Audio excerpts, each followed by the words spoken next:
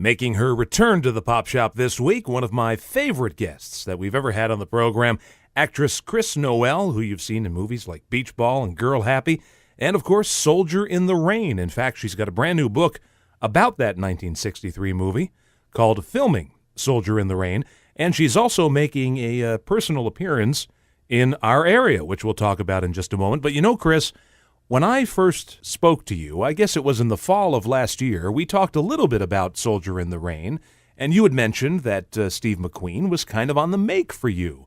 And I was under the impression that you rebuffed those advances. Yes. Right. Now, in the book, apparently his charms worked on you. Oh, my gosh. Now that I'm getting older, I'm telling the truth. Oh, he was extremely charming. Of course he was. He was fun. He was charming. Now, how did you get the role of Francis in Soldier in the Rain? Well, they were casting, and I had just arrived in L.A., and I went on the casting. I think I remember saying, I asked him if I could turn my back to the camera, if I could start off with my back to the camera. Don't ask me why I wanted to do that. But I did. I turned around and I did my scene with Steve. And then when I first met Steve, I did tell him, I said, "Oh, you were fabulous in the Great Escape." And he says, "Well, how did you see it?" I said, "Well, I was in New York and I went to a special screening. And you were just really terrific." Well, he really liked that because nobody in L.A. had seen his movie. Well, he was fabulous in The Great Escape, and it was very easy to have an instant crush on him. I actually went to the farmhouse that he grew up in with his grandparents. Oh, wow! I stood in what was his bedroom, which had it was like a little porch upstairs that had been made into a bedroom. That was his bedroom. And I said, well, you know, he grew up in a very nice place, but I guess he didn't want to be a farm boy. So he took off one day, and it was very interesting. He used to tell me these stories. He used to live with prostitutes. Oh, my goodness. I found that very interesting. He grew up fast. Yeah. We're talking to actress Chris Noel, whose new book is called Filming Soldier in the Rain. And one of the things you talk about in the book is how Jackie Gleason and Steve McQueen didn't really get along, which doesn't surprise me because they're both two strong personalities. Oh, I'm not going to the set until Jackie gets to the set. Jackie says, I'm not going to the set until Steve gets to the set. Steve says, Jackie's not on the set now. I'm not going to the set. It goes back and forth, back and forth. I mean, that went on. And then I guess it was Steve who finally broke it and says, okay, let's just go get this done. Did they get along at all? Was there any warmth? I never saw any inclination that they liked each other, except I went to dinner with them one night. I'll tell you one thing, Jackie Gleason was not funny at all that night. It was it was pretty strained. Well, there must have been some lighter moments because I understand the director threw you in a golf course water hole at some point. I never understood what he was doing. He was chasing me all around, and he threw me in the water hole. I mean, I guess they were getting ready to reset up the camera or something, and I don't know why he decided he wanted to get me all wet. Because we couldn't shoot again until I got dry, right, with hair dryers. I don't know why he did that. Maybe because they had a photographer on set, and he was trying to do something interesting so it would go out in the newspapers, which is exactly what it did. I never understood what that was all about. Well, we now know about Jackie Gleason and Steve McQueen not getting along on the set of Soldier in the Rain, but what about the women and your co-star, Tuesday Weld? Did you get along with her? Tuesday, you know. She was very hard to befriend. She was kind of off One in her day we own were going to play tennis, and I had my little tennis outfit and tennis racket and everything ready to go, and she took one look at me. She said, I'm not playing, and turned around and walked away. I don't know. I take it she didn't get along with Steve McQueen either? No, she got along very well with him. She ended up his on-set girlfriend after a while. Oh, boy, he was a charmer. Yes, he was. He went from me to Tuesday Weld and actually put her in the Cincinnati Kid with him. So he must have really liked her. And another cast member in the movie I'd like to ask you about, Adam West. And I worked with him in Bewitched. Oh, okay. Was he a lot of fun on the set? No. He was very quiet.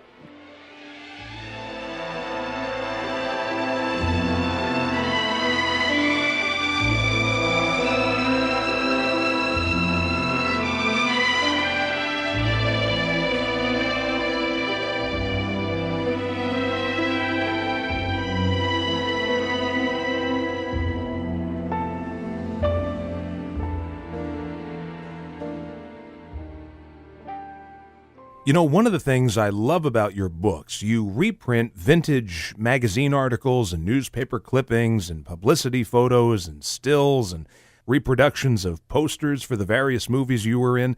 Where did you get all this stuff? I collected it, and at one time when I was just working so hard, and there was so much stuff, and I was on magazine covers and all kinds of stuff was happening, I hired a service, and they, every month, would send me a big giant package of news clippings from all over the country. And so I saved a lot of that stuff, and my mom saved it because I sent a bunch of it to her, and she put it up in the attic. So between my mom and myself, I was able to pull together some really nice things, and I really enjoy it too, because sometimes I'll go, what did they say in that article? And I'll actually get some information that I had totally forgotten about. And I'll go, wow, I totally forgot that I dated that guy. I totally forgot that. I actually saw some shows and stuff that I did that I totally didn't remember doing. And I'd read about them, and then I would remember it. You know, I live today, and I'm moving forward. Right. I don't like to sit and think too much about all the stuff that's happened in my past, because I have a habit of pulling up some of the stuff that makes me very sad, and I don't want to be sad. Right. So I try to just keep moving forward. Well, if we could look back just one more time, I'd like to talk about your radio show, the show you did on Armed Forces Radio, A Date with Chris. We mentioned it briefly last year. You know, I'm a big fan of that show. I find it here and there online. I love listening to it, and I think of you as, you know, kind of a peer in the world of radio. Oh, thank you. And you interviewed a lot of top musicians and pop stars of the day. I used to have a lot of very interesting guests on my shows in the 60s. I'm sorry, my phone is doing all kinds of crazy things. I hope it's not bothering That's okay. everybody, but what can I say? It is what it is. I do everything on my cell phone these days. Yeah. Who else was on that show? What other guests did you have come by? Do you remember? Oh, I had Nancy Sinatra. I had Ray Charles. The Ray Charles interview was fascinating. When I went to interview Ray Charles, I was pretty scared because I had only done a couple of interviews. And so they take me into his room, and the lights are off.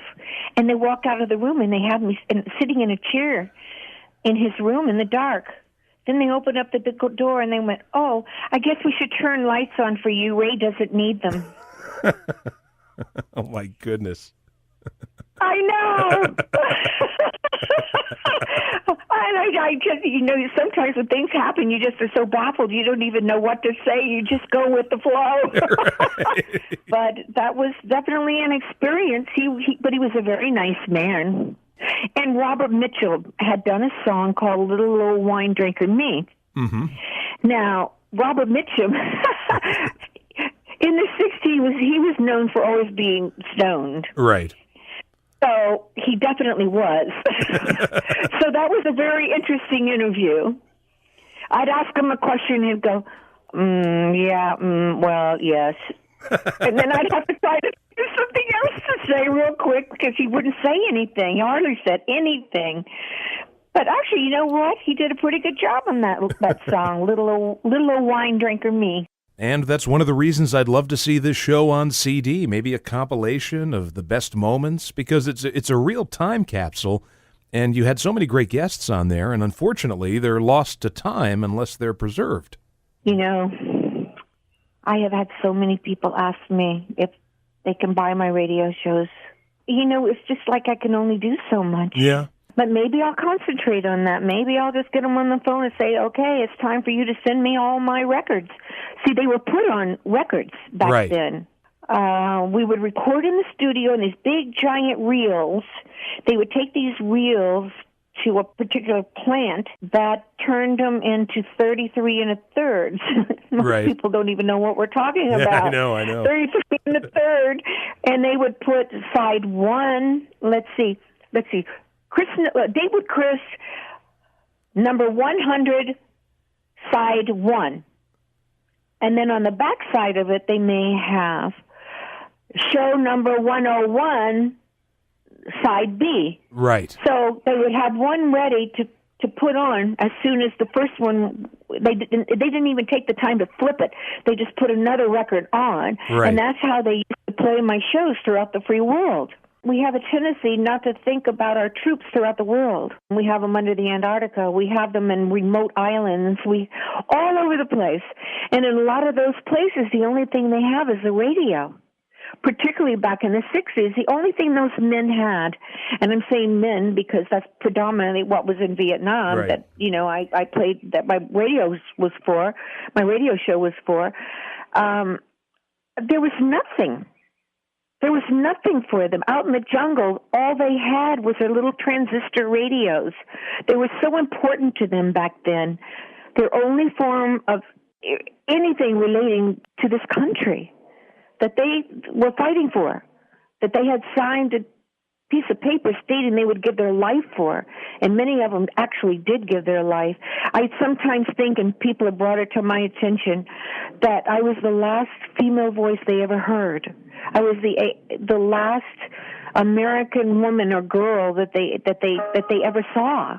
Speaking of which, that's one of the reasons you're on the show today. Next Saturday, July 13th at 10 a.m., you'll be on Staten Island for the Vietnam Memorial Dedication Anniversary Ceremony, and listeners can contact VVA Chapter 421 for more information on that. They have a beautiful memorial in Staten Island. It's beautiful, with the names of all those from Staten Island, and a beautiful green hedge in the back of it all the way around. It's just very beautiful.